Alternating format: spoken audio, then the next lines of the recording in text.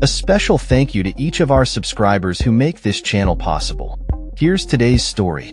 In the early hours of the morning, around 3:30 a.m., Israel's Security Cabinet approved Prime Minister Netanyahu's controversial plan to take control of Gaza City. This decision comes amidst ongoing tensions and violence in the region, with Netanyahu asserting that the Israel Defense Forces, IDF, would ensure humanitarian assistance for civilians outside combat zones. However, he emphasized that Israel does not intend to annex or govern Gaza, stating that once liberated from Hamas, the territory would be handed over to Arab forces for proper governance.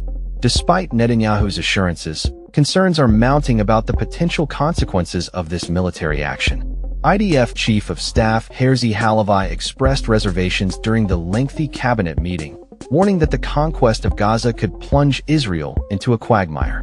He pointed out that there is no humanitarian response for the estimated 1 million displaced individuals and proposed removing the goal of returning hostages from the military objectives. Public sentiment in Israel is divided, with thousands taking to the streets to protest Netanyahu's plan. Hamas, in response, has vowed to resist any attempts to govern Gaza, claiming that Netanyahu's strategy sacrifices the lives of hostages. The United Nations has also raised alarms, calling for an immediate cessation of hostilities and warning against further military escalation. British Prime Minister Keir Starmer criticized the Israeli government's decision to intensify its offensive in Gaza, labeling it a mistake and urging Netanyahu to reconsider the plan.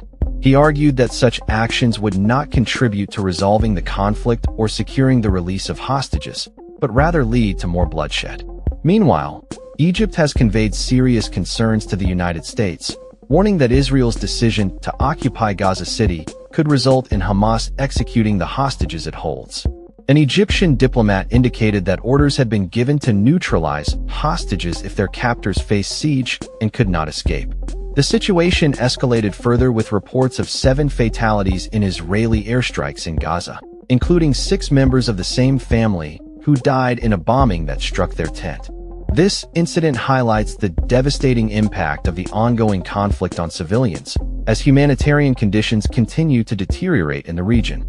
In a recent phone call, U.S. President Donald Trump reportedly confronted Netanyahu over his claims of no food crisis in Gaza, insisting that there was indeed a severe famine affecting the population, especially children. This conversation underscored the growing international concern regarding the humanitarian situation in the territory. Following the cabinet's decision, an Israeli official indicated that the operation would focus solely on Gaza City, with plans to evacuate all residents to central refugee camps and other areas by October 7, 2025. The military aims to impose a siege on remaining terrorists while maneuvering within the city. IDF officials have reiterated that there is no viable humanitarian solution for the displaced population, making the situation increasingly complex.